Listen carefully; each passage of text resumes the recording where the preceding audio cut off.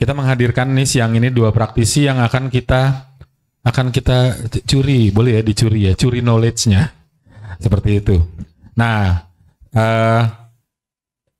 bidang apa yang mereka sedang geluti hari ini dan nanti apa hubungannya dengan, karena ini pameran sudut pandang ya, konteksnya adalah DMD, graphic design, game art design, hubungannya dengan visual disiplin ya. Nanti kita coba ngobrol, kita coba korek-korek info, apa hubungannya bidang atau project atau let's say mungkin ada kolektif atau production house gitu ya, yang para narasumber ini sedang jalankan, apa hubungannya dengan visual disiplin. Mungkin bisa dimulai dari siapa yang mau duluan?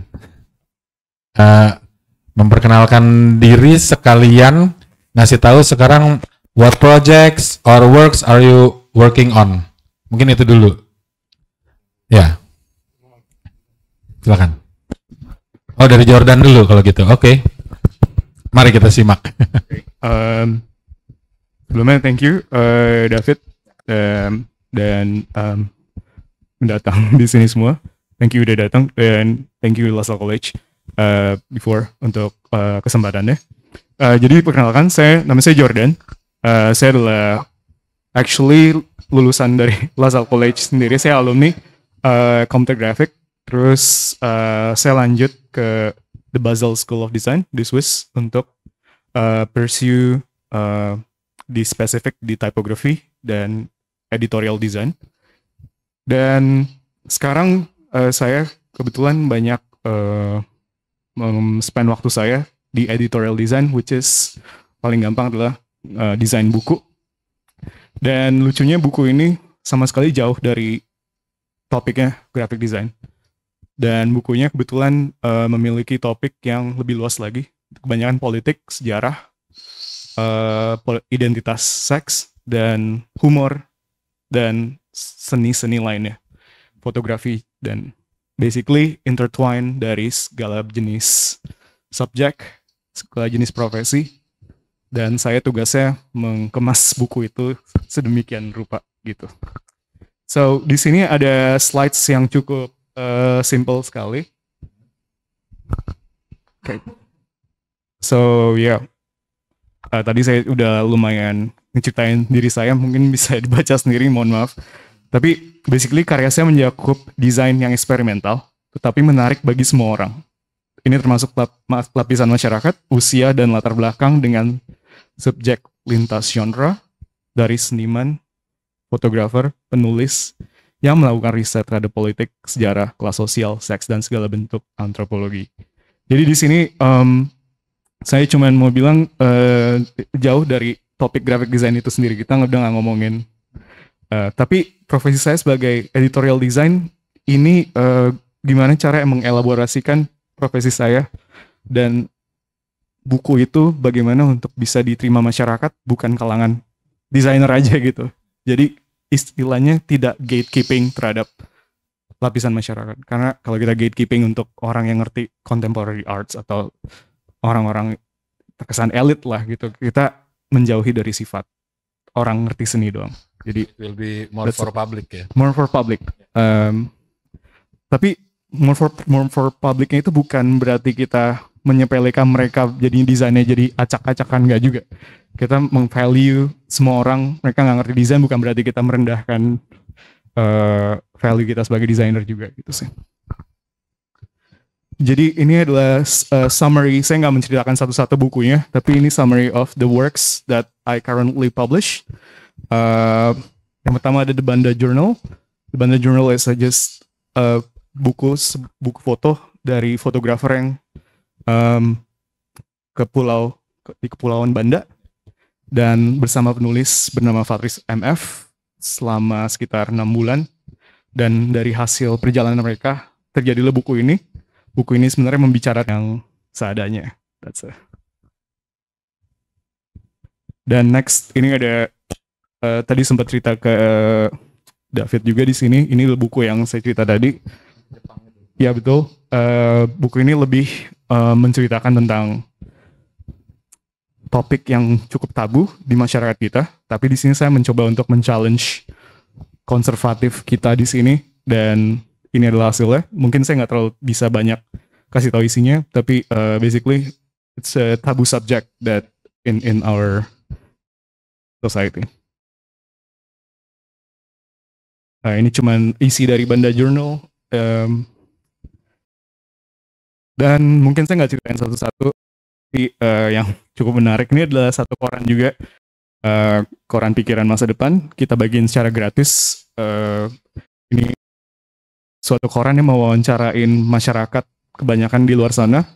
Kita tanya apa yang kalian paling takutin dari masa depan, dan pertanyaan tersebut menurun menjadi banyak kena subjek sana sini.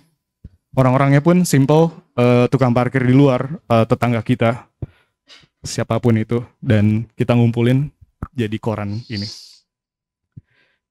Dan ya banyak lainnya. Terus ada buku anak-anak juga di kanan ini yang mungkin cukup tidak konvensional, karena buku anak-anak ini tidak memiliki alur cerita yang linear, melainkan kita memiliki kebebasan untuk menentukan mana cerita yang awal, mana yang akhir. Karena intinya adalah membiarkan anak-anak itu untuk memiliki kebebasan dari awal, dan kita nggak mendikte secara ideologi gitu.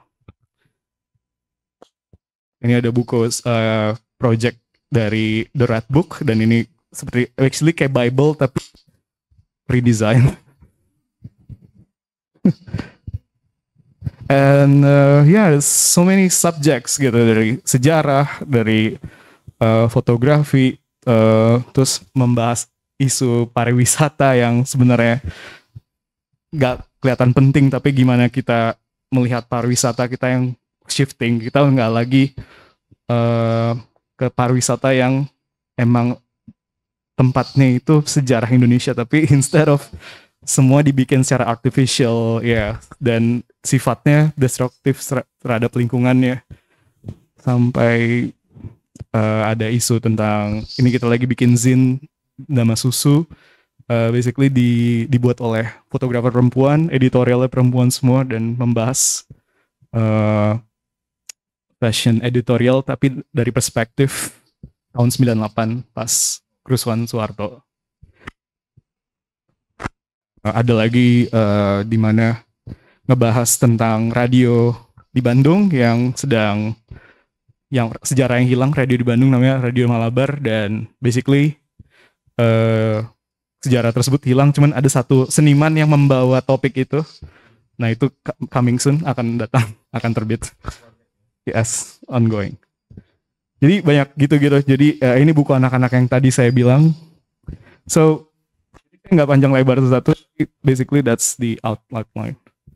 Lalu selain itu juga saya juga cukup aktif untuk membuka discourse terhadap buku publication as an object, di mana kita ngebahas dari bentuknya dari segi desain, namun dari segi konteks juga dari desainer mancanegara. Dan ya, kalian bisa lihat di YouTube sih nanti.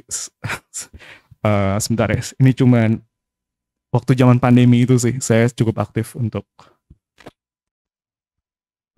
bikin acara.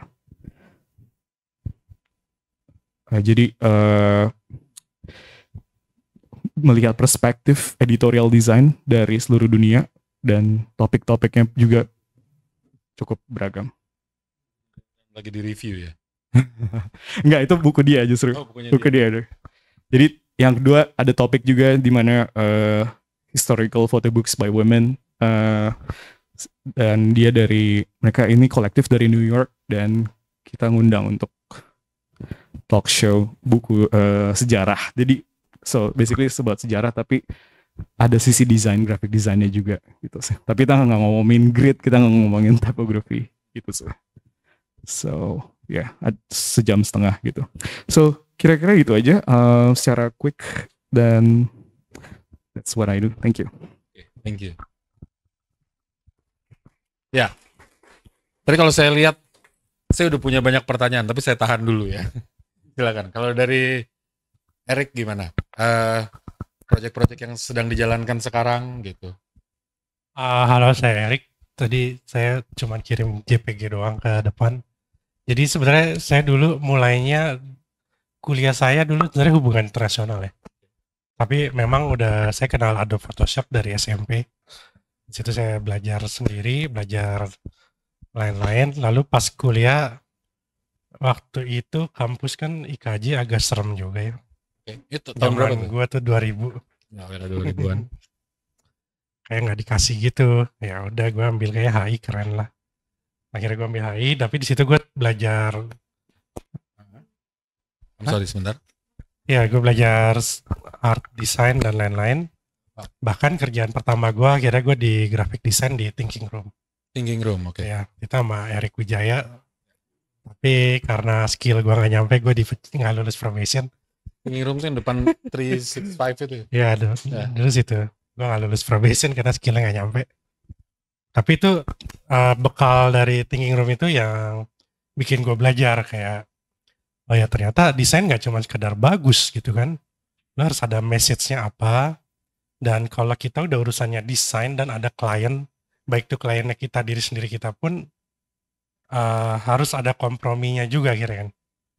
Nah itu yang benar-benar belajar sampai sekarang, dan akhirnya gue kerja dengan beberapa klien. Gue kembangin sendiri, nggak cuma desain, gue belajar untuk experiential marketing. Dan ternyata itu ilmu yang dibelajar di desain sangat bermanfaat di semua bidang. Dan cukup berkembang. Klien gue pertama kali dapat multi bintang Indonesia waktu itu, dan cukup bagus. Dan gue juga ngerjain Emalt. Kalau sekarang Emalt yang udah jadi, dia sekarang bikin besar-besaran apa itu. Dulu community pertamanya gue yang bangun dan desainnya juga. Akhirnya sekarang gue ngerjain marketingnya GoPro untuk di Indonesia. Dan iya sih, gue sebenarnya kadang-kadang agak bingung kalau ditanya sebenarnya lu ngapain sih. Tapi ya berapa tahun ini gue belajar, yang gue punya keahlian adalah di experiential marketing, dan itu basicnya harus ada desain. Kalau enggak, ya mungkin. Ya, ini sambil nunggu ini nyala ya. Ini Oh, saya ada juga ya, cerita. Jadi awal 2000-an mungkin saya sudah tahu Eric, tapi bukan orangnya, tapi lewat blog gitu ya. Iya, Website atau blog ya. Iya. Jadi kalau sekarang masih ada nggak blognya? Masih Masih ada ya. Jadi nanti coba teman-teman ketik Dead Rockstar gitu ya. Nanti muncul tuh blognya, karena waktu awal 2000-an ceritanya saya lagi ngeband, terus akhirnya kita terkonek gitu ya sama teman-teman band, dan juga ada yang nulis berita-berita soal musik ya, mostly indie underground ya by that time ya. Iya, waktu itu soalnya masih jarang kan. Dan yang saya inget tuh waktu itu Dead Rockstar itu kalau nge-review tuh bahasanya asik, nyelekit, pedes, tapi itu ya. Termasuk band saya kena juga. Terus kita malah senang saat itu. Apa kayak di review yang dalam tanda kutip bad review, tapi kita merasa, weh keren kita masuk Dead Rockstar. Itu learning sih. Tapi mungkin kalau gue kecilin sedikit karena gue kebanyakan kegiatan, punya waktu luang, terlalu banyak, jadi bingung. Jadi mungkin gue mau ceritakan salah satunya, kayak tadi intertwine ya.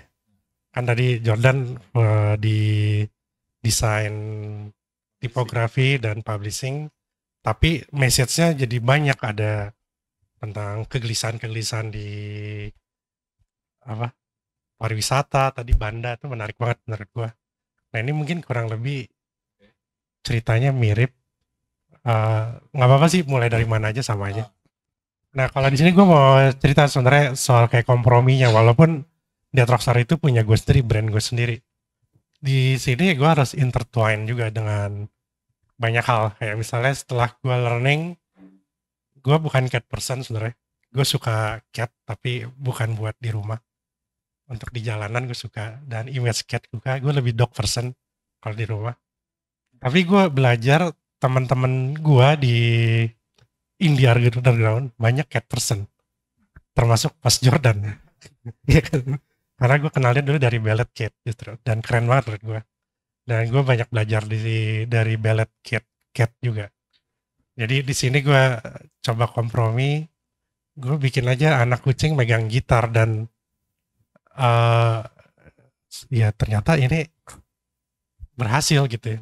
Dan situ gue coba mulai belajar lagi di mana sih lu bisa intertwine dan hal-hal apa yang mungkin ringan dan tapi ternyata oke gitu. Misalnya boleh lanjut Mas. Lanjutin next image. Sebenarnya banyak atau tiap image boleh lah 30 detik aja. Nah, oke. Kalau ini mungkin gue lebih kayak main ya. Karena gue ngeliat orang Mickey Mouse ini sebenarnya simbol aja.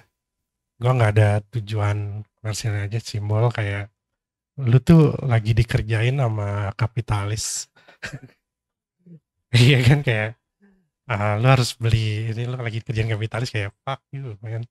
Dan ya ini kalau ini karena gue kebetulan gue emang seneng Godzilla dan kayak lucu ya Godzilla main gitar dan yang gue share ini yang desainnya cukup berhasil ya. Yang nggak berhasil nggak gue show. Berhasil ini dalam arti ini dijadiin merchandise ya? Jadiin merchandise Ya. dan yang beli banyak. Oh, oke. Dan beli juga lah. Ya. Boleh lanjut juga. Ya. Dan ini salah satu temen benernya Neonomora. Gue sebenarnya nggak sengaja ngeliat dia bikin story muka. Kok posenya bagus ya, lucu. Gue coba ya gambar pakai doodling dan ini kan sebenarnya style yang cukup umum ya. Tapi gue ngerasa kayak ini artistiknya kok unik dan gue kayak pengen explore. Dan gue coba pakai fotonya si Ratih. Kata dia suka, dia bilang, coba Rick kita bikin aja merchandise ya, udah bikin. Dan ternyata karena Neonomora juga jarang kan merchandise-nya. Ya dia berhasil dan di sini gue sih merasa berhasil nangkep dia ya.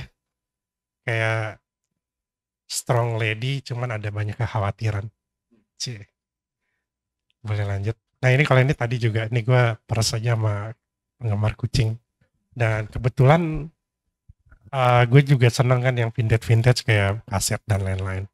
Dan gue rasa gue cocok.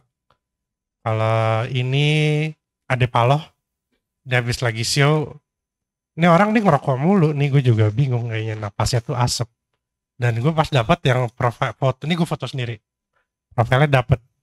Jadi gue coba taruh dan supaya nggak perlu izin sama manajemen sore, gue nggak cantumin nama aja, tapi yang tahu ini pasti tahu. Ade Paloh ini cukup, dan gue cukup senang dengan hasil ini. Baik foto dan ini. Kalau ini iseng, ini sebenarnya nggak sukses sih. Tapi ini karena ternyata Sensei ini kalau anak Bandung zaman dulu tahun 2000-an suka ke klub, itu ada band Top 40 kerjanya tuh main lagunya intro Sensei ya.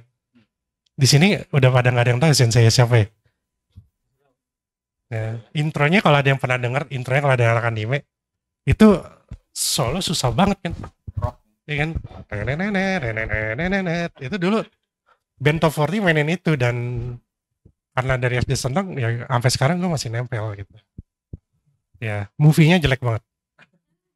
Nah, mulai lanjut juga. Kalau ini Endah Reza, karena gue ngerasa style ini cocok sama gaya mereka ya, yang seperti itu. Akhirnya gue ngobrol dan kita bikin. Gue juga seneng hasilnya ini. Kalau ini juga nih gue seneng buat bikin sesuatu yang agak main-main yang ledek ya. Bami Club-nya apa nih? Ini Bami Club. Ada lagi, makanya gue bilang gue kebanyakan kerjaan. Jadi ini Tergantung layer lagi, kebutuhannya gitu.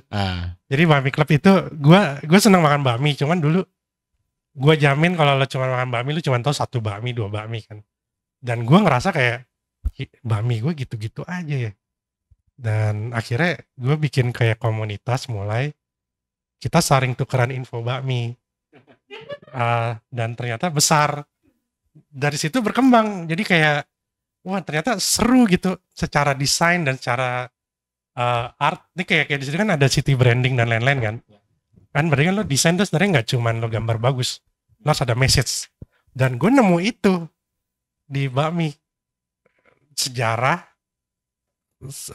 Sejarahnya tuh sampai mikro ya, nggak cuma kota, kecamatan, sampai sejarah keluarganya dan lain-lain, banyak banget yang bisa diangkat. Cuman akhirnya ternyata dia gede dan gue liat bener ada 1 benang merahnya sih. semuanya suka Bruce Lee. Ya udah gue coba bikin aja Bruce Lee Enter the Noodle. Ya ini juga berhasil, sangat berhasil malah. Dan ini juga buka jalan gue ketemu dengan pemilik bakmi. Kalau ada yang suka keliling bakmi, mau yang halal maupun yang nggak halal, yang pork, itu pasti tahu namanya bakmi Bangka, ya kan?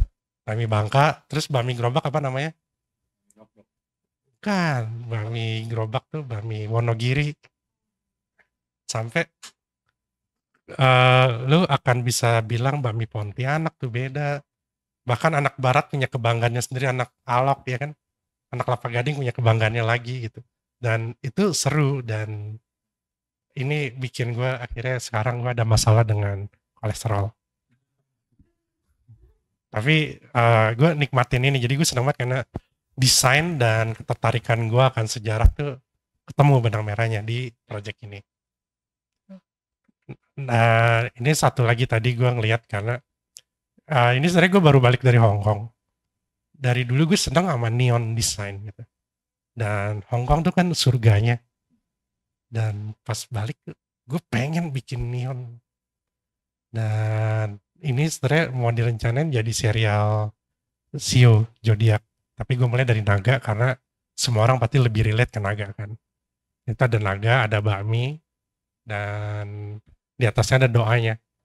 Kalau lo tahu di kebudayaan Cina kan orang ngomong Kyong Hi Fa Choi ya. Kan tuh dulu gue pikir selamat tahun baru, ternyata enggak, semoga lu kaya. Iya kan? Kyong Hi Fa Choi bukan Happy New Year ya. Semoga lu kaya.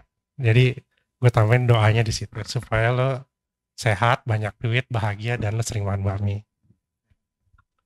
Boleh lanjut. Dan ini buat singa, buat harimau ini juga gue cukup spesial. Karena harimau ini di Indonesia itu juga lambang kekerenan, dan dia ada di hutan. Dan gue berapa tahun terakhir juga lagi agak gandrung dengan houseplant. Ya, makanya di belakang monstera. Lu pergi ke hutan Sumatera mana ketemu monstera. Ya, gitu. Tapi ya ini ternyata berhasil juga. Karena ternyata yang suka tanaman juga, wah ada monsteranya saya mau. Nah, ya ini jadi udah terlalu campur aduk lah. Dan ini kita akhirnya jadi sering untuk pergi-pergi kemana-mana, dan kita coba bikin buat promonya. Ini di petak 9. Boleh lanjut juga. Ini bukan saya yang desain, tapi ini sebenarnya cukup spesial di. Berarti udah ya? Enggak.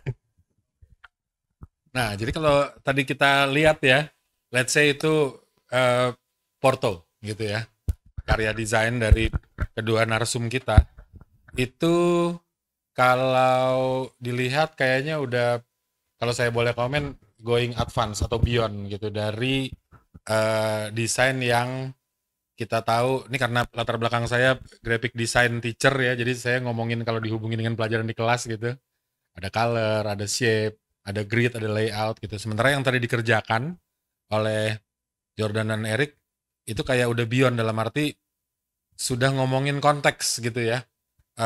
Misalnya kalau ceritanya saya sotoy ini bikin istilah gitu ya. Kalau Jordan tuh saya kasih istilah critical publishing gitu ya. Itu yang saya lihat tadi gitu ya. Politik, budaya, sosial itu masuk. Objek-objek yang tabu itu kan saya pikir soal norma ya gitu ya. Mungkin challenge atau requestion. Sementara jadi juga ada culture di situ gitu ya. Jadi saya istilahnya menduga ada research juga tuh gitu ya untuk yang tadi publishingnya. Sementara kalau kita ngelihat nih dengan pemahaman saya ya, ngelihat yang tadi ditampilkan Eric kayaknya lebih bandel gitu ya. Lebih bandel. Usil kayak gitu. Tapi masa sih? Tetapi tetap konteks gitu. Maksudnya bukan bandel yang nggak keru-keruan sembarangan terus out of context, enggak. Ya. Nah, jadi kita bisa lihat sebenarnya ke depannya kalau nanti kalian udah lulus, desain gitu ya, modal knowledge yang kita dapat di sekolah ini lebih kepada student nih ya. Ini kan ada student dan public gitu. Tapi saya ngasih tahu ke student dulu supaya ada manfaatnya nih kalian ikut ini. Itu bisa di-push sampai segitunya loh visual gitu ya. Nah mungkin yang saya pengen tanya berikutnya adalah kalau tadi misalnya kayak Jordan ngomong ini sebenarnya udah ketika melakukan ini udah seperti mendesain itu udah embodied, udah jalan aja gitu. Bukan lagi mikirin yang ini gridnya apa, typonya apa gitu ya. Seperti juga tadi kalau saya ngelihat Erik ada dorongan yang lain lebih kepada bikin komunitas bakmi gitu. Tapi keluarnya visual gitu ya. Tapi kalau boleh di-share, kalau dibalik gitu ya, mungkin saya pengen tanya prosesnya. Proses di belakangnya bagaimana latar belakang atau mungkin knowledge yang kalian masing-masing miliki about visual bisa drive sampai ke form yang tadi kita lihat gitu ya, silakan. Oke, thank you. Jadi kalau dari saya sendiri kebetulan karena bekerja sama orang lain, tapi bukan dalam posisi klien dan designer gitu. Saya menyamaratakan mereka karena we make something like kolaboratif aja sih prosesnya. Kolaboratif ya. Dan sebagai graphic designer, of course saya masih ada kerasnya juga masih terhadap typography, terhadap grid, semuanya. Tapi saya mencoba untuk menyampingkan itu dulu. Tapi saya cenderung diskursus sama si senimannya itu sendiri sih, si orang yang penulisnya. Bagaimana sih menurut kalian form yang oke atau bisa cocok sama subjek kalian gitu. That's the first thing. Dan biasanya saya ada co-designer, jadi kayak ada yang bantuin saya untuk ngebikin satu publication, tapi kita berdua kerja bareng. Dan di situ kita eksploratif, it's very basic lah, explore untuk visual dan ideas. Masing-masing kita bikin eksplorasi, arahan saya sama dia beda. Namun saya juga melibatkan si seniman itu juga sih kadang-kadang. Jadi lebih intensif tektokannya istilahnya. Discussion langsung via WhatsApp. Ini gimana, bagus tau nggak? Terus abis itu baru deh presentation langsung sama si artisnya lagi. Jadi kita udah nggak tektokan lagi, kita diem selama 2 mingguan something. Biar 2 mingguan kita presentation untuk tahap awal, initial presentation. Di situ biasanya ngasih lihat design exploration, tapi bukan layout jadi, melainkan kita suka banget explore covernya dulu. Jadi isinya kita nggak bikin sama sekali, karena dari cover biasanya turun. Jadi ini metode yang sebenarnya salah sih. Cover dulu, don't judge book by its cover. Tapi we judge book by its cover actually. So from the cover exploration, misalnya ada feedback dari artisnya atau senimannya, bahkan kita kadang-kadang WhatsAppin orang tua kita, bagus gak ini? Mereka bilang jelek, pas mereka bilang jelek, let's go with this one. Soalnya mereka kadang-kadang judgement mereka bilang jelek, bagi kita bagus. So kalau bilang mereka bagus, jelek. So it's the opposite. So yeah, it's like that. So start from the cover, makes the sense of it, dan yang kedua formatnya bagaimana, is it small or big, tapi yang penting sih gampang kebaca aja, fontnya jelas, dan that's it. Itu sih exploration sampai ada beberapa presentation kedua itu lebih masuk ke layout, masuk ke konteksnya, dan sequencing itu juga penting banget. Si publication, editorial design, gambar sama teks, how it relates together, or biasanya ngelihat mana dulu, teks dulu atau gambar dulu, and then sometimes we try to break the rules karena kita iseng juga ngeliat misalnya habis cover langsung daftar isi gitu. Itu juga kadang-kadang kita iseng di situ. So but it start from all basic and then until we can play with it gitu. Jadi kayak daftar isinya kita pindahin ke belakang atau depan, terus forwardsnya kita bikin panjang banget.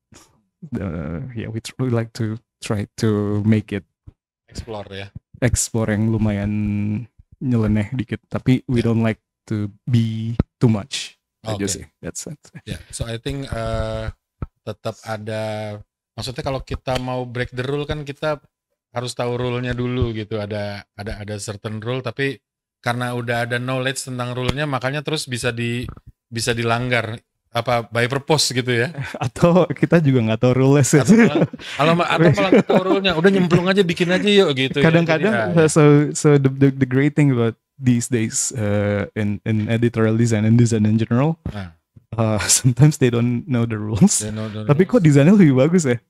Sometimes saya ngeliat ada nggak, dia bukan desainer terus dia bikin publication. Ada Jakarta Book Fair, mungkin kalau ada yang pernah dengar di Blok M kemarin, jadi banyak publisher. Nah, ada yang bukan desainer, dan saya ngeliat desain bukunya malah cenderung lebih raw, lebih mentah, dan jadinya malah I don't know, it's better daripada buku yang terlalu kita lihat di toko buku misalnya di Gramedia, kita lihat rapih banget kan, semua rapih, tapi once it's they don't know the rules, they acak-acakan, tapi sometimes it makes it beautiful biasa. Oke. Sepertinya ini kalau saya pikir ini kasus yang ketika terlalu tahu rulesnya malah overthinking gitu. Exactly. Jadi, tapi jangan ditiru sih. Mungkin 50-50 ya. Jadi karena kalau tadi saya dengar juga awalnya kan dari ngobrol ya. Yep. Jadi formnya itu keluar dari diskusi gitu ya. Bukan seperti kayak let's say saya tektokannya sama Jordan gitu ya. Saya udah bawa template, terus Jordan bawa konten, terus langsung dikawinin, kayaknya nggak seperti itu prosesnya. Tapi yuk kita obrolin sehingga dari obrolan, oh lo tuh maunya gitu, nih saya jadi kebayang formnya gitu ya. Jadi emang harus ada ngobrol dulu baru form itu keluar, bukan kayak ngawinin rumus gitu. Ngobrol terus berantem dikit. Ada berantem dikit I gitu think it's better. Nanti berantemnya curhatnya masuk ke desain gitu ya. Justru itu jadi organik. Kalau misalnya Eric gimana? Tadi kan kalau saya dengar banyak discuss sama pemusik misalnya yang dibuatin merchandise-nya atau lebih ke offering kayak propose gitu ya. Oke. Mungkin kalau prosesnya gimana? Relate sama visualnya. Mungkin mulai dari tarik jauh agak mundur dulu ya. Dulu pas gua mau mulai seneng desain itu, ternyata kan pilihannya dua tuh. Gua waktu itu berpikir akan jadi anak desain di kantor, dan gue pernah ngejalanin kayak gitu, kayak sangat bosen sih itu. Jadi gue akhirnya memutuskan, aduh gue kalau masuk agency gue harus ngulang desain kayak gini nih, gue males. Dan akhirnya di situ gue mulai pursue yang lebih artistik kali ya, apa seniman mungkin ya, mirip-mirip kayak Mas Jordan kali. Situ dia desain tapi sebenarnya itu kayak lo ngeliatnya itu sebagai karya seni juga gitu. Dan itu yang coba gue cari. Gue nggak mau nih ternyata kerja kayak gini. Gue pernah kerja di EV soalnya jadi graphic design, bosen. Dan akhirnya di sini ya gue seneng karena graphic design yang akhirnya gue temukan itu, gue walaupun introvert ternyata gue juga menyukai interaksi. Nggak sering-sering aja. Jadi kayak sekarang nih gue seneng banget ketemu sama Jordan, tapi gue tahu kalau nanti sore nongkrong ya, sorry mas saya pulang dulu. Berarti Mas Jordan juga gitu. Dan tapi gue senang interaksinya. Makanya dengan musisi-musisi tadi itu lebih sering sebenarnya gue yang over, karena gue nggak gitu senang diatur ya. Jadi kalau tiba-tiba dia yang over, gue bingung ngasih harganya. Karena kalau gue yang over kan gitu ada joy, ada feelingnya apa, dan gue tahu oh ini gue bisa ngeduitinnya dari cara ini ABCDE gitu. Tapi kalau gue di over, gue bingung. Masa gue ngecas dia 10 juta misalnya. Dan itu menurut gue rate yang pantas buat gue. Tapi gue yakin dia gak bisa. Dia gak akan mau gitu. Dan ya gue prefer enggak aja gitu.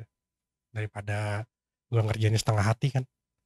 Tapi kalau yang tadi sih lebih banyak gue terinspirasi, gue seneng. Atau kadang-kadang random kayak tadi Neo Nomora, gue lihat oh ini random nih atau gitu. Terus atau kalau Ade Paloh yang tadi juga sebenarnya agak random, gue lagi moto. Oh ya, selain gambar gue suka moto. Gue lagi moto dia habis manggung, oh keren ya. coba gue bikin lah, terus dia oke. Kalau Endah Resa semi-semi lah, karena gue senang banget sama mereka. Terus habis ngobrol-ngobrol, gue pilih aja foto mereka, gue ambil. Nah, prosesnya lebih banyak ke situ, dan gue nggak gitu seneng di revisi sebenarnya. Oke. Gitu. Mungkin kalau emang dibayar pantas, gue akan kasih batas waktu.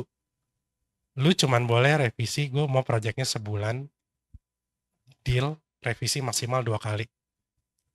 Kalau lu mau enggak ya udah.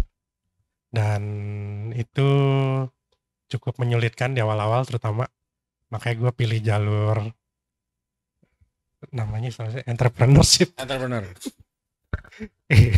Jadi itu lebih jauh. Tapi sekarang gue lagi belajar lagi coba, karena Toto kemarin ada yang tumben gitu tiba-tiba DM gue di Instagram, Mas saya dari ini mulai endorse ini nggak, nah gini. Coba deh, mungkin gue perlu coba latihan kompromi yang sekompromi-komprominya gue bisa sampai mana nih. ya ternyata masih berat buat gue lah. Ya mungkin nanti di itu begitu gue mengenal diri gue kayak gitu, gue cari cara lain, nggak nunggu kayak gitu. Jadi mungkin kalau tadi ditanya proses, gue prefer gue yang approach itunya, baru ngobrol mau bikinnya apa kayak gitu. Oke. So I think sampai di sini ya. Ternyata kalau tadi kita ini kalau balik ya, di awal kita ngobrol, kita ngelihat karya dan ternyata itu application udah beyond ya. Saya pikir ini ketemu kunci berikutnya gitu ya, yang bisa inspiring kita dari narasumber ini. Ternyata desain ini selain soal teknis, knowing the basic, tapi juga nanti ketika saya bilang itu real world ya, di dunia kerjaan gitu ya, atau daily life. Ternyata kita harus punya attitude ya. Kayaknya itu yang tadi saya tangkap kelihatan dari kedua narasumber kita gitu ya. Dalam arti kalau barusan kita dengar Erik, saya nggak mau kompromi, ketimbang saya kompromi saya aja yang propose gitu. Sementara kalau tadi saya dengar Jordan, oke, let's talk. Kalau perlu sampai berantem ayo gitu ya, berantem in a good way. Bukan berantem pukul-pukulan, bukan. Tapi maksudnya debat, argue gitu ya. Dan ketika misalnya ditanya, ini desainnya bagus nggak? Bagus, ya udah jangan kita pakai gitu. Berarti ada taking risk gitu ya, ada attitude yang kita ambil risiko, kita nggak main aman yuk gitu. Karena kalau main aman nanti sama lagi dong kayak yang sebelumnya. Seperti itu ya. Jadi ya, saya pikir itu ini ya, mentally kalau kita lihat, oh ini jadi agak-agak nyangkut-nyangkut ke akademis nih. Tapi maksudnya graphic design, pekerja seni memang kalau kita lihat di backgroundnya itu bukan bekerjanya by order, tapi emang mereka yang offer something to society gitu. Nanti apakah itu diterima apa enggak, tapi attitude-nya gitu, mereka yang propose gitu ya. Oke, sampai di sini ada yang udah mau nanya belum? Kira-kira sudah mulai tergelitik untuk wah ini kayaknya mungkin ada yang mau doing entrepreneur kayak Mas Erik, atau mau ke yang isu yang bukan visual related gitu ya, coba gitu, isunya yang kultural, yang sosial gitu, nanti itu bisa jadi visual. Misalnya, nah ini karena ini ada Sertom nih, gurunya game art ya, bisa nggak Sertom? Misalnya teman-teman dari game art design gitu ya, bikin game, tapi misalnya isunya sosial urban Jakarta ya gitu ya, gimana kira-kira? Misalnya gitu. Kayak gitu. Nyala. Tes. Oke. Selamat siang semuanya. Oke, perkenalkan saya Tommy Zulkarnain. Kebetulan dosen di game art juga di sini. Mungkin itu dia tadi di game art juga tidak sebatas dengan prinsip yang ada. Basically memang untuk game sendiri memiliki mekanik dan interface, pastinya itu udah ada dan banyak sekali. Tapi ya ambil contoh sebenarnya sih paling gampang itu memang untuk sebuah konsep ataupun ide dasar, balik lagi kan ke experience kita dalam menjalani hidup ini gitu ya. Teman-teman di sini juga saya yakin terinspirasi oleh environment kalian gitu ya, baik di rumah, baik di luar, ataupun baik di edukasionalnya secara pendidikan formal atau informal. Makanya ada pendidikan informal dan formal gitu ya. Basically banyak hal sebenarnya yang bisa digunakan menjadikan landasan berpikir kita gitu ya. Baik dari environment kita sekitar atau isu-isu sosial. Dan memang balik lagi sebenarnya sih hampir sama. Memang kalau kita udah jenuh dengan advertising atau perusahaan kita di industri kita sebagai pekerja gitu ya. Kadang yang memberatkan hati kita adalah bagaimana kita berpikir dan terbatasi oleh orang-orang di atas kita sebenarnya. Makanya banyak kawan-kawan juga yang menjalani entrepreneur sendiri dengan sendiri, mereka berkarya. Memang di setahun 2 tahun mungkin kalian akan berpikir bagaimana saya menghidupi diri kita gitu ya. Tapi memang itu perbedaan antara seniman dan kalian sebagai pekerja. Kalian memiliki hati sebagai seniman ataupun kalian memiliki hati sebagai seorang pekerja kantor. Itu yang akan membedakan secara basically.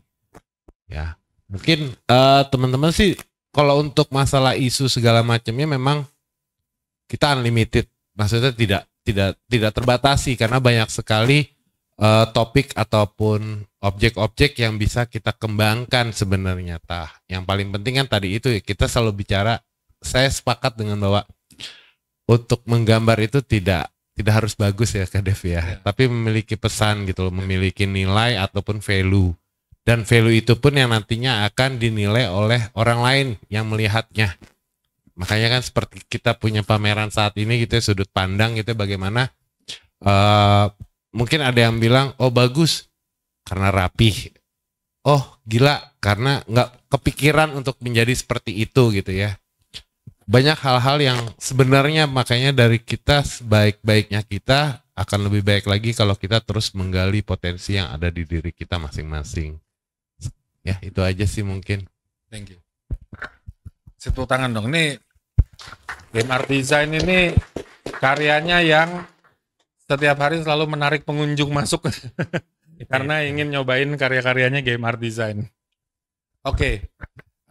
Kalau saya balik lagi nih ke narasumber kita ya, ini kan kita lagi di tengah pameran nih, pameran sudut pandang ya. Di sini karyanya beragam antara karya teacher dan karya kolaborasi. Jadi ada student yang dibimbing oleh teacher gitu ya. Kita coba expand tema-tema di kelas, terus kita coba bawa dikemas ulang untuk dipamerkan. Nah, kalau boleh minta komentar gitu ya, berdasarkan let's say skill, experience, dan attitude masing-masing narsum kita ini, kira-kira apa namanya? Gimana opininya lihat pameran ini? Sebenarnya ini yang tadi pengen gue kasih ngomongin sih.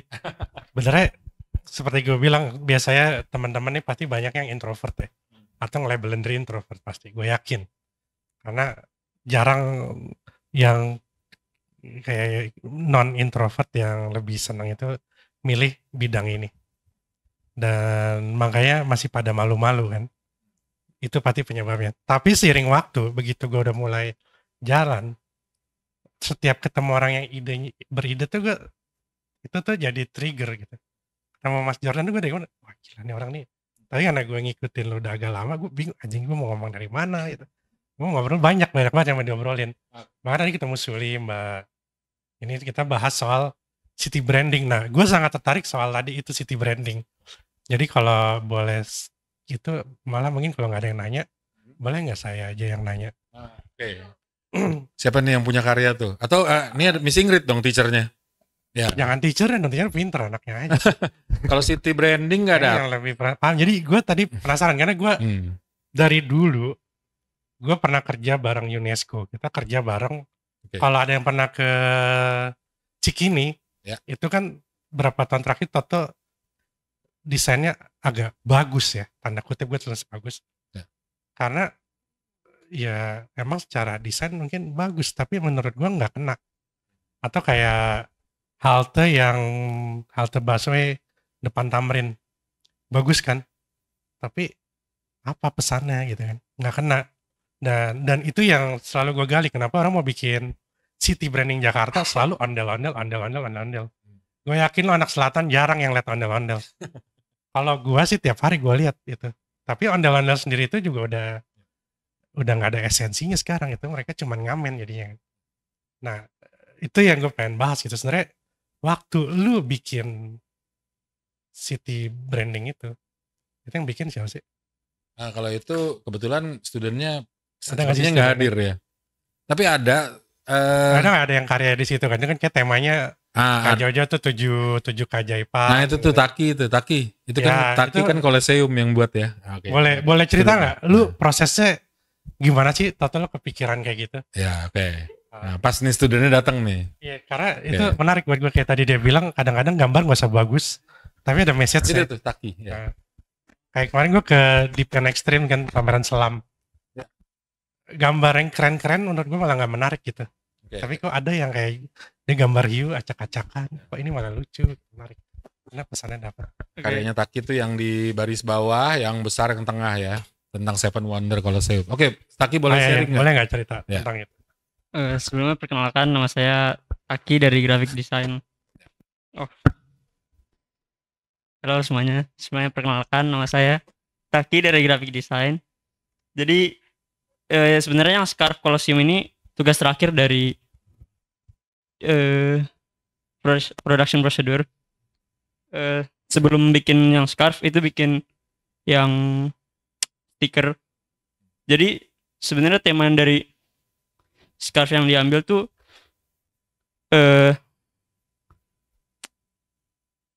cuma ngambil icon-icon yang ada di Colosseum aja sih. Kayak mulai dari pedang-pedangnya, para prajuritnya. Terus juga dari segi penempatannya tuh biar beda. Biar dari segala sisi tuh orang bisa ngeliat sih. Sebenarnya itu aja sih. Tapi kenapa lo milih Colosseum? Oh itu dari teachernya sendiri sih. Oh disuruh? Emang udah disediain. Terus Oh, ya terus tinggal di. oh lo pernah ke Louvre? Oh Lotre. Enggak lo terus. diundi. Ah ya. Tapi sebenarnya lo nggak ada pengalaman khusus tentang itu, atau lo tato suka sensei ya, lo suka? Oh enggak sih, enggak ada sih. Paling cuman pas udah dapet Colosseum Room, terus aku kayak coba research dasar aja sih kayak di Google, terus kayak di Pinterest gitu-gitu. Menurut lo apa sih yang menarik di? Aku jadi dosen sidang. Apa. Sekalian dosen tamu.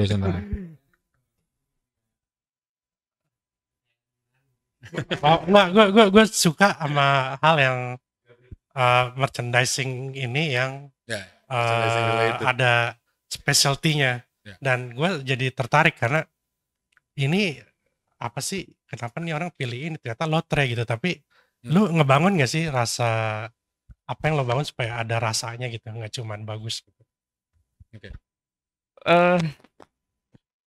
Gue belajar juga sih. Kalau dasarnya sih karena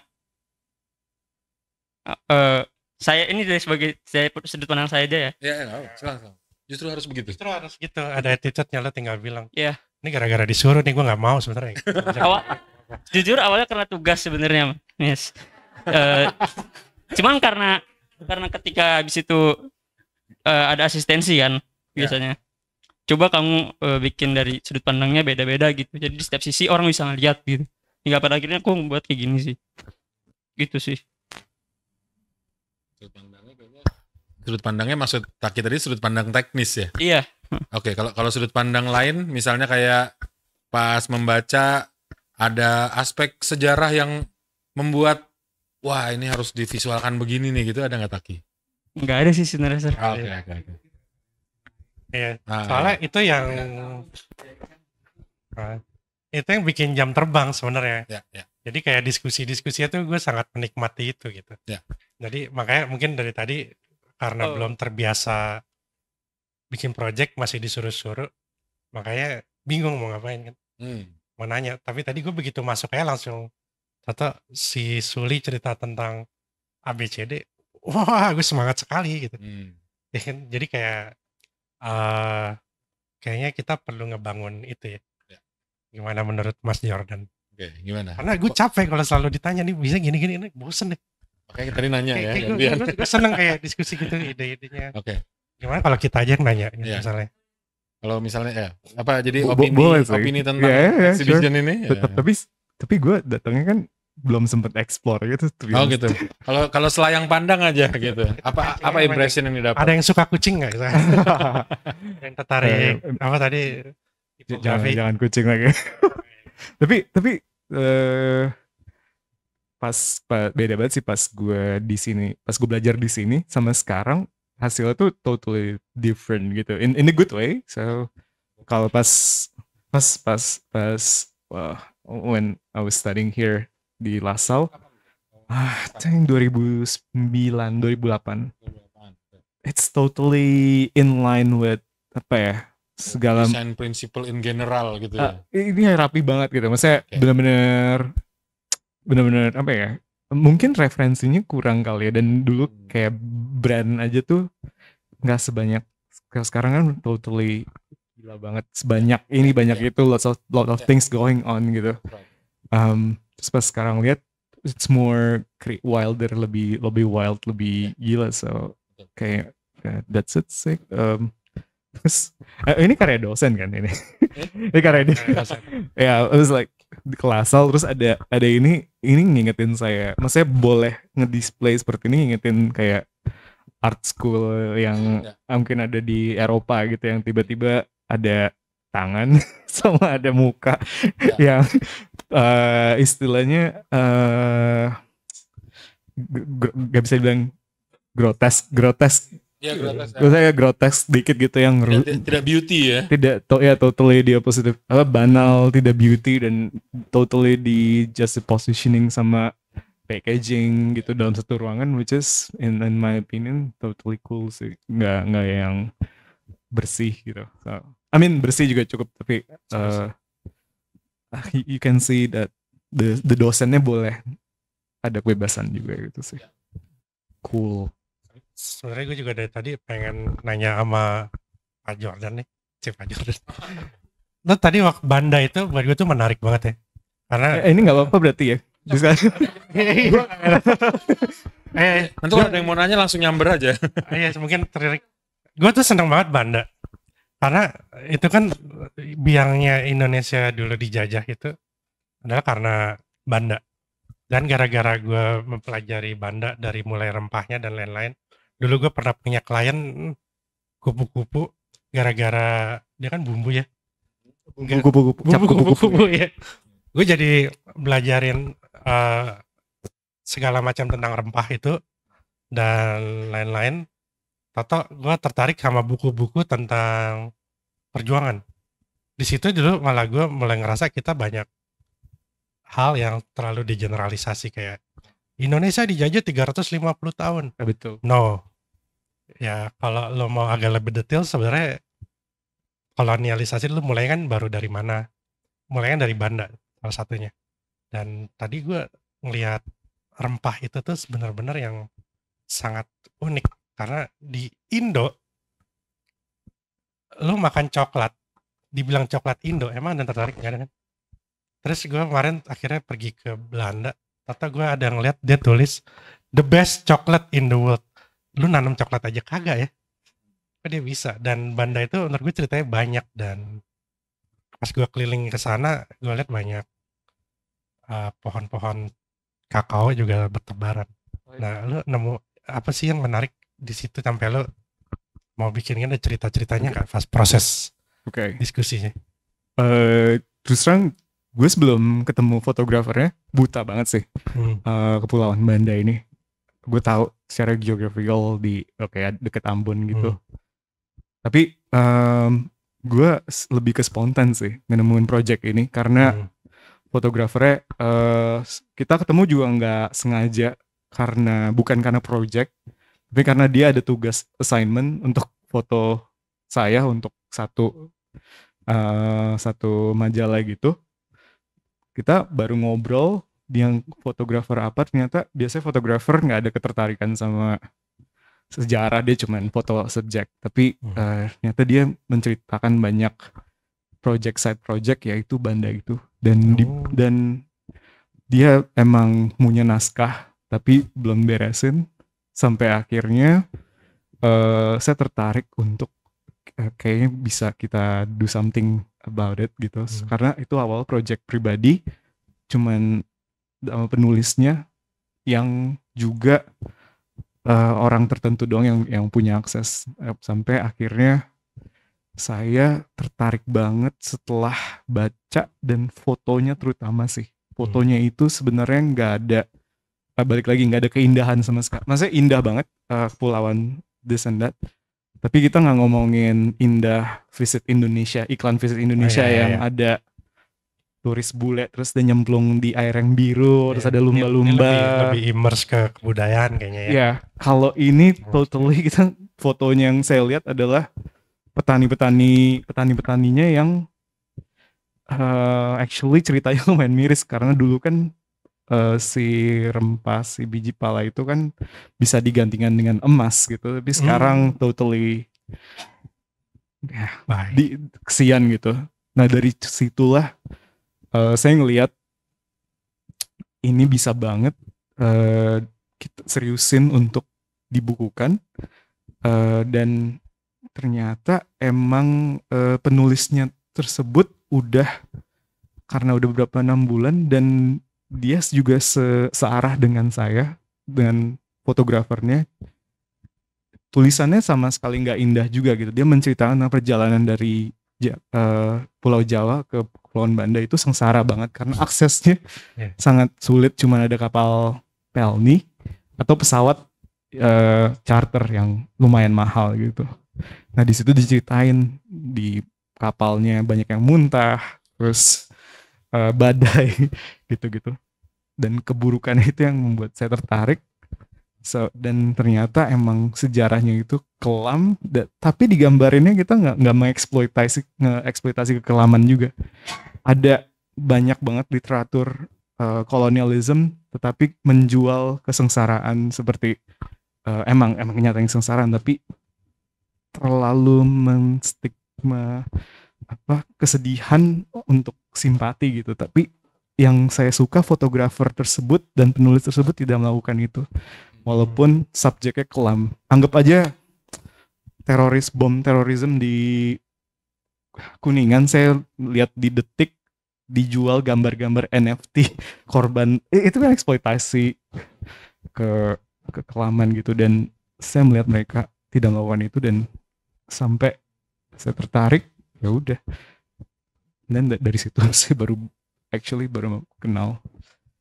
Thank you. Sorry, lumayan off topic. So guys ya, nih lihat ya, yang tadi diomongin, actually that's how gitu ya. Kalau saya balikin ke topik kita sore ini gitu ya, perhatiin bahwa sudah urusannya bukan teknis gitu, kayak kita, yuk kita sortir foto, yuk kita pakai aplikasi ini, enggak. Tapi bicara desain tuh atau visual, memang impactnya seperti itu ya.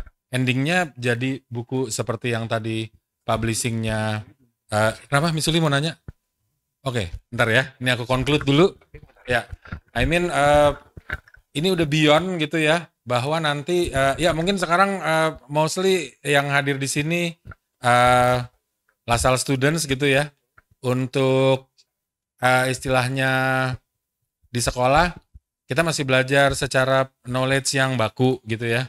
Tapi yang tadi, makanya terus saya nggak apa-apa, biarin aja, ngobrol aja gitu. Karena actually ini yang terjadi ketika kita diskusi soal what project kita akan ngapain gitu ya. Obrolannya mungkin sudah nggak ngomongin teknis yang gimana-gimana. Maksudnya adalah basic itu berarti sudah harus dikuasai gitu. Sehingga once we master the basic, kita bicaranya udah bisa konteks yang lain-lain gitu. Sehingga di sini nanti visual itu yang menghantarkan. Oke, Miss Suli tadi mau nanya, silakan. Iya, halo semuanya, selamat sore. Saya Suli. Mau nanya tentang, sebenarnya saya tertarik sama statementnya Mas David bahwa dua desainer kita yang di depan ini punya attitude gitu ya.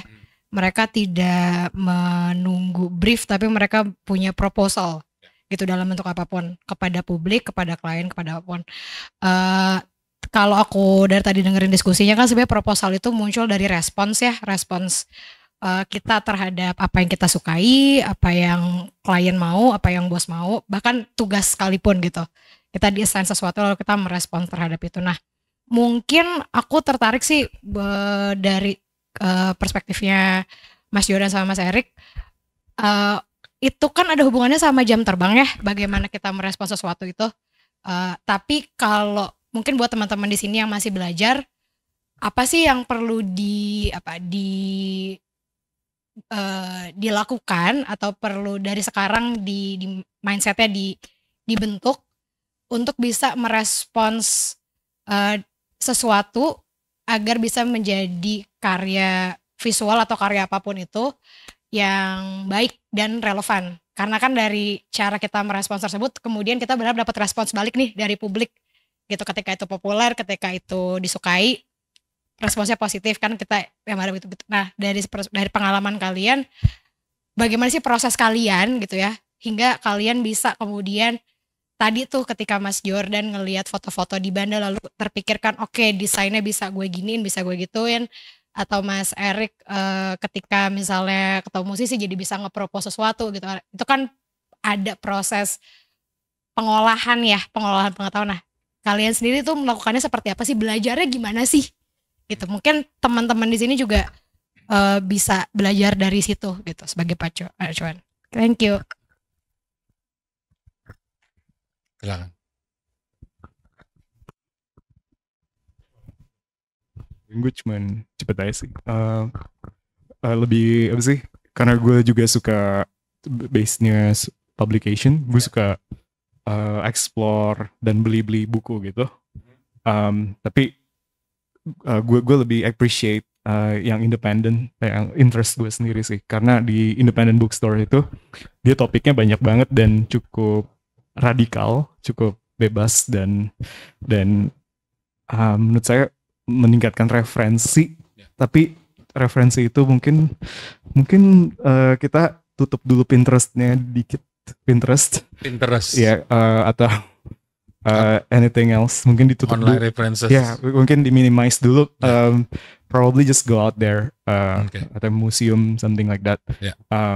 Then probably looking at something that outside of your field juga sih. I think it will helps. Jadi pas kita dapat sesuatu yang tiba-tiba ditaruh meja kita ada satu brief atau apa, pengetahuan kita nggak bodoh-bodoh banget terhadap topik yang kita mau bikin sesuatu. So that's it. Karena satu titik nanti kita walaupun let's say kita sekolahnya di graphic design gitu ya, atau game art design atau visual design, pastinya ketika nanti deal dengan selepas kita lulus, kita harus handle isu-isu di real life itu gitu ya. Jadi visual designer akan jadi harus belajar soal ekonomi, sosial, budaya gitu ya. Apalagi misalnya let's say 2024 kita akan pesta demokrasi, kita juga jadi harus baca soal politik gitu ya.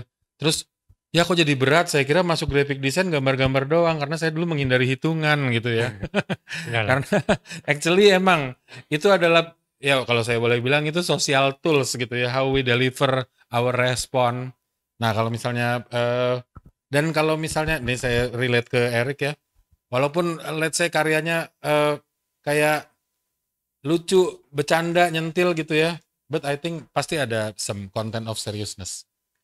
Oh iya makanya itu karena gue senang explore ya. Karena dari desain tuh kan yang sebenarnya yang akan menjadi paling mahal tuh ide lu. Ya. Gue yakin. Ini kayak dari tadi tuh gue ngeliatin itu TV. Itu kayak skillnya jago tuh pasti. Bisa bikin nama-nama gitu. Ya. Tapi gue rasa yang paling mahal dibayar adalah produsernya.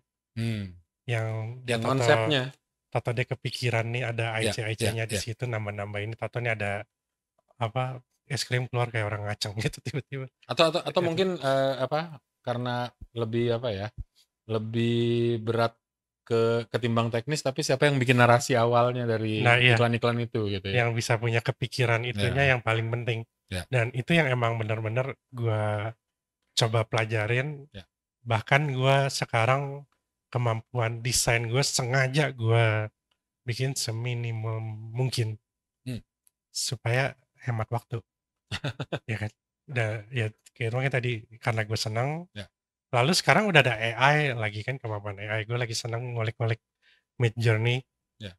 Di situ masalahnya adalah bukan gambarnya jadinya jelek atau enggak. Ya. Semua gambar hasilnya keluar dari Midjourney keren, bagus, tekniknya kayak bagus. Ya. Masalahnya lu bisa bikin promnya apa enggak gitu. Ya. Nah itu ide itu kan yang bikin toolsnya jadi bagus. Ya. Jadi idenya, toolsnya ngedukung ya. Nah itu yang coba gue masukin di semua kerjaan gue. Ya. Bahkan termasuk yang kerjaan korporat. Ya. Kayak sekarang gue di GoPro. Kerjaan desain gue sangat minimum. Semuanya bisa dikerjain malah saking supaya cepetnya. Itu key visualnya GoPro bikinnya tau gak pakai apa? Apa tuh? Coba lo tebak deh alat desain yang menurut lo rendah banget. Ada yang berani nebak gak? Ini mbak, ini kayaknya anak desain nih. Apa? Is that PowerPoint? Hah? Bukan. Siapa tadi? Ada yang bilang PowerPoint? Ya, aku mikirnya PowerPoint. Bukan kan? Bukan. Tadi gue berpikir akan pada jawab Canva kan. Tapi exactly ya. Ya. Iya, PowerPoint. Ya. Gue dikasih PowerPoint supaya key visual udah saking gampangnya supaya cepet gitu. Ya. Bahkan jadi brand yang segede GoPro aja dia udah ini lo supaya cepet lo, jadi lo mikir lo udah nggak usah mikirin desain lagi, udah nih udah gue pikirin lo bikin pakai PowerPoint jadi. Ya. Beneran. Tapi gambar yang lo taruh di PowerPoint itu adalah gue harus punya message yang mau gue sampaikan. Ya. Kayak gue ngeliat tiap brand apalagi yang gede itu lo punya power buat bikin dunia tuh lebih bermakna ya. Karena gue nggak suka aja gue kerja cuma suruh ini lu jualan es krim, gue nggak bisa gitu. Gue mau brand yang gue kerjain harus ada maknanya. Nah itu tadi itu. Jadi gue senang sama community, gue senang bisa bantu orang yang punya mission. Gue manfaatin power gue sekarang. Jadi gue datang, gue di ngerjain GoPro nih. Lu mau nggak gue bantuin promo, lu punya something yang sesuai lah sama GoPro ya. Kayak kemarin gue ketemu ada skater kecil, anak-anak. Dan mereka tuh punya mission emang supaya anak-anak kecil bisa punya activity dan lain-lain. Oke, gue mau bantu lo promote atau tour guide di seluruh Indonesia. Oke, ya udah lo gue bantuin, gue promote, bantuin, gue bisa pakai itu. Nah itu kontennya yang bermakna. Dan sekarang gue kemarin coba ngambil assessment, apakah di LinkedIn kan ada tuh assessment apakah lo bisa Photoshop apa enggak. Gue pakai Photoshop kan udah 30 tahun kan. Itu lulusnya pas-pasan gitu. 30% lulus tapi di 30%, top 30% bukan top 10% gitu. Jadi ya pada ujungnya begitu lo udah ada di waktunya nanti, lo pasti akan nyari yang segampang mungkin. Dan seperti tadi dia bilang, referensi pergaulan itu sangat penting. So I think untuk ini karena waktu ya, padahal kalau mau diobrolin ini bisa sampai biasa kita nongkrong di sini sampai jam 7 karena masih main mesin dingdong.